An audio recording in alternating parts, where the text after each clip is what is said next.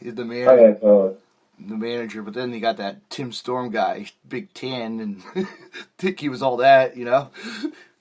It was just very interesting the way they did the whole event for CW and the I know. NWA. But I mean, it's just marketing. That's all. That's all that is. Because that was the biggest thing. Because that title travels, really, you know?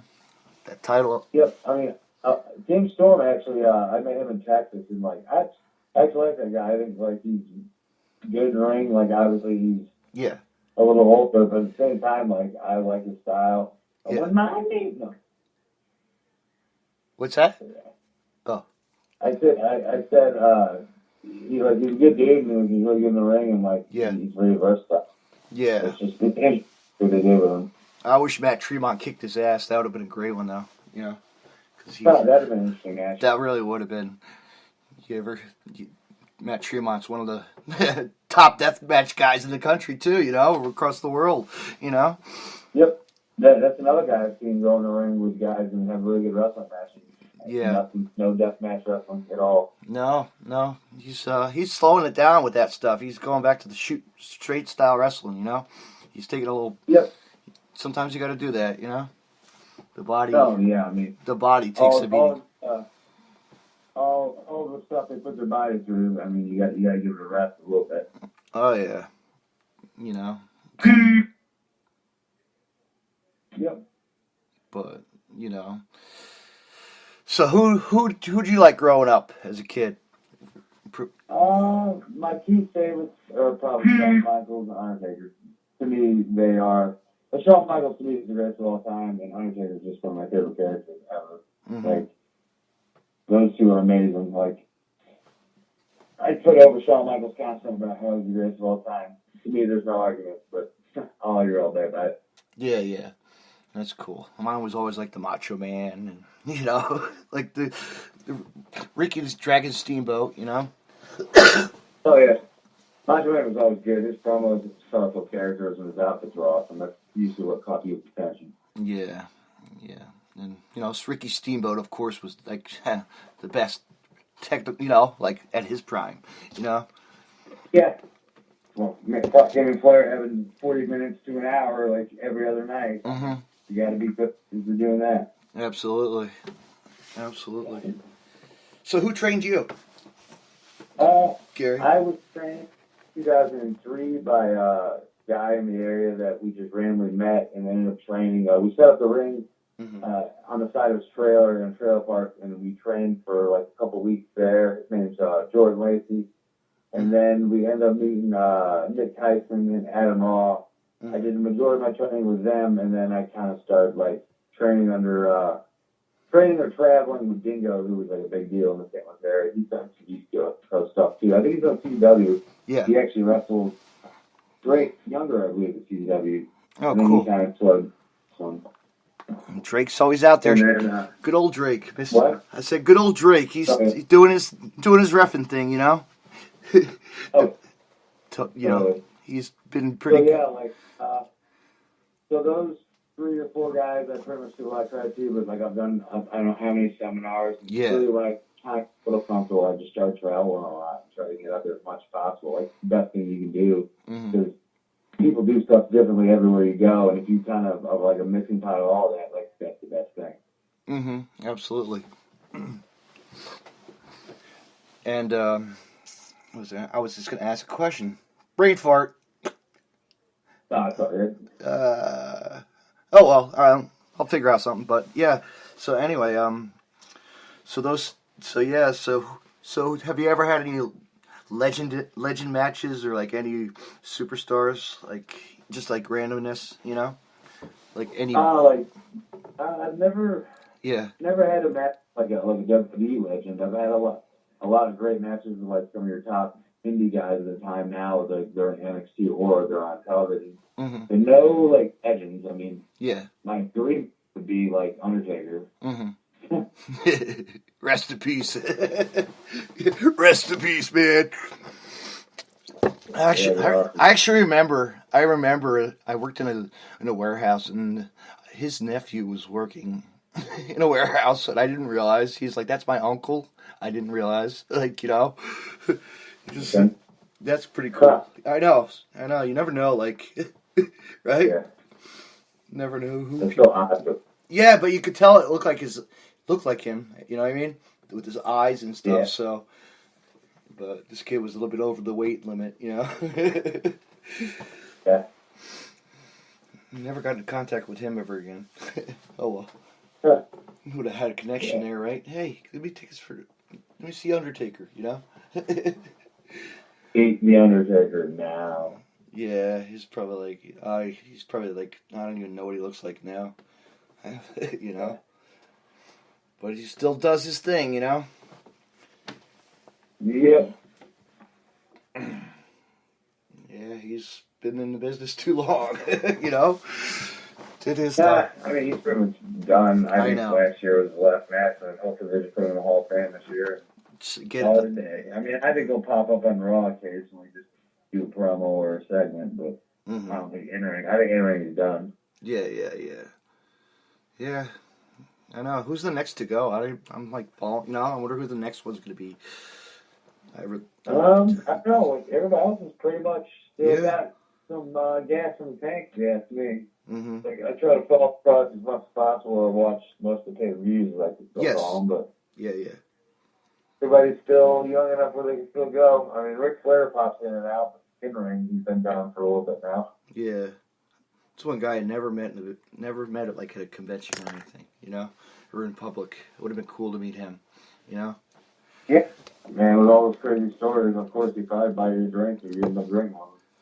Yeah, but I've had more cool stories when I remember I went to a convention in Pennsylvania, and it was a reunion show, and Jim Cornette was there, and Foley was there, and Dusty, and the Midnight Express, like everybody was there. Harley Race, like, this is awesome to see all these guys you grew up with, Funks, both Funks, Dorian, Terry, Bruno Sammartino to Dominic DeNucci, I'm like, this is awesome. That's awesome. And it was pretty cool.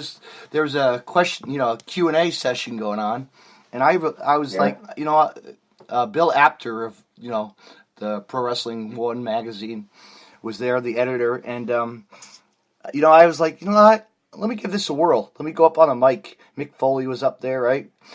So I was like, hey, Mick, what was it like falling off the steel cage? Were you scared to go in that match? Yes, he was, He was telling me how he was scared shitless to go versus Taker, Yeah. I mean, that match quite possibly changed wrestling as a whole ever since. I know.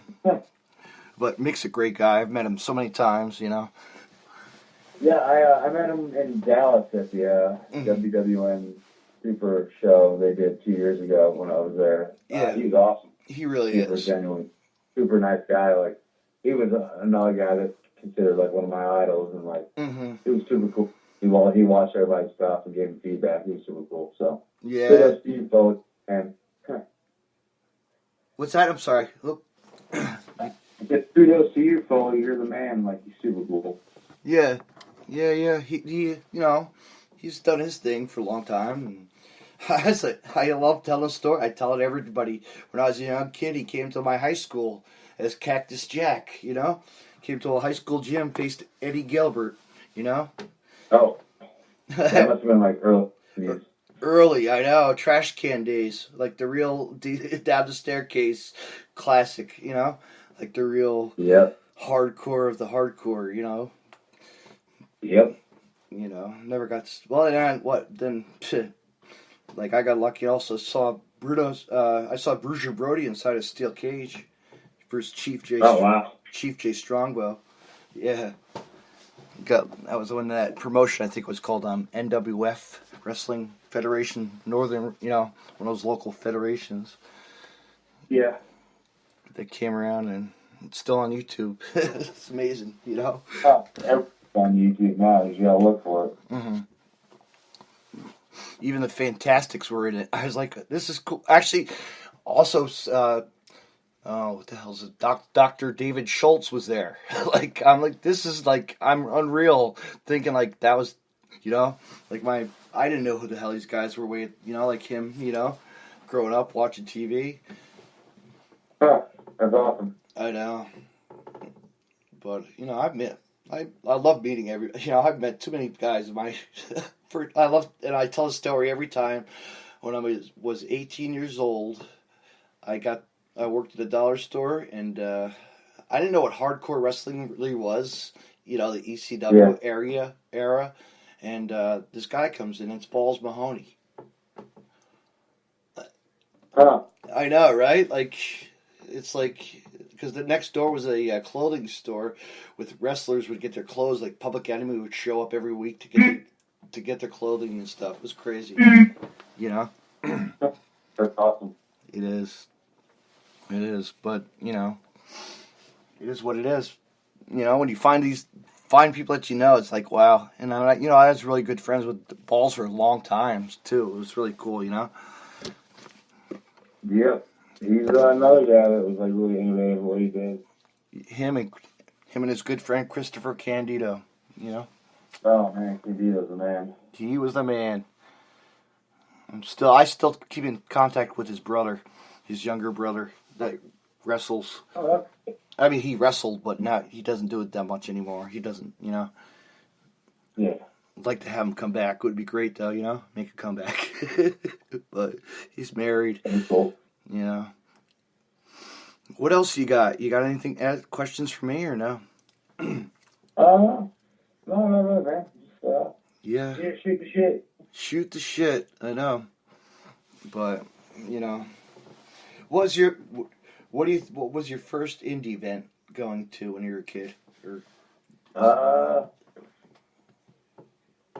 had to have been probably in high school, freshman or sophomore. Mm-hmm. I went to Gateway Championship Wrestling, Right. which was like the big deal in St. Louis. So, like Matt Seidel came from Delirious, Mischief, Daisy Hayes. Mm-hmm. I went to one of their events, I believe. They ran like adult shows or like older like team shows with like hardcore wrestling and stuff. Like Madman Pondo was there a lot. Like Dingo was like a big deal there. One guy that helped train me. Yeah. But GCW, and then years later, as I first started wrestling, I ended up working at GCW, so that was kind of like a thing. Like, oh, well, I remember watching this when I was a kid, and now I'm a part of it. Yeah.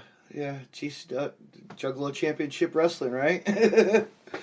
Oh, it's GCW, Gateway Championship. Oh, I'm sorry. There's so many promotions, and Pondo was in GCW, or, JCW, and Juggalo Wrestling. Yeah, Pondo's every... for them. Yeah, I worked for Gateway Championship Wrestling. The clown, the marijuana clowns, whatever it is nowadays, I don't know. They're still going. Yeah. Those crazy rapper guys, right? Oh, yeah. I almost went to one of their shows because they were in town, just to go to a concert to say I went, Yeah, they run wrestling shows every once or twice a year over the bridge in Illinois at Pop. So. Yeah. I know that big concert area or whatever. There's a big concert hall. They throw that big concert series, with the wrestling. Yep. We sure do. But yeah, like I said, that was my first indie event, maybe when I was a kid, Yeah. And then then I got lucky enough. My dad took me to WrestleMania 5. Oh wow, that's awesome. Sitting that up. Was at what Trump? That was at Trump Palace or whatever. Yes, it was. Yeah, Trump Plaza, Trump. Oh wow! Now look at him. Trump runs the U.S. Yeah, but you know what? I had the coolest seat in the nosebleeds. I'm sitting up in the nosebleeds, 5 rows next away from Gorilla Monsoon and Jesse the Body doing the commentary. Like that's like a moment. Oh. You know what I mean? Yeah. Not to know that. Definitely. While I'm holding my fluorescent Mega Power poster, What are you talking about? You're probably still holding that poster. No, I don't. No, I have my ticket stub still. Signed by Marty Jannetty, Oh, Marty Jannetty. Good old Marty. The Rockers. Yeah. But no, that was pretty much it. And, I've been to a lot of house shows and, I go to a lot of the local WWE house shows, TNA house shows, I do all the... Yeah, I mean... Ring of Honor. That's what you want to say, man. There's nothing wrong with that. Ring of Honor, used to go to the Ring of Honor shows in Edison.